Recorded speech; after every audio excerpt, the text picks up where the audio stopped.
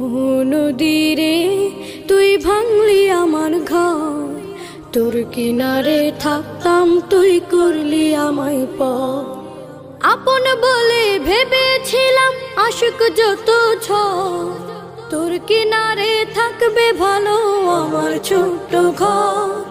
আপন বলে ভেবেছিলাম আশিক যত ঝড়, তোর কিনারে থাকবে ভালো আমার ছোট্ট ঘর। কিন্তু এমন করলি কেন বল, আমার সাথে করলি বড় ছল।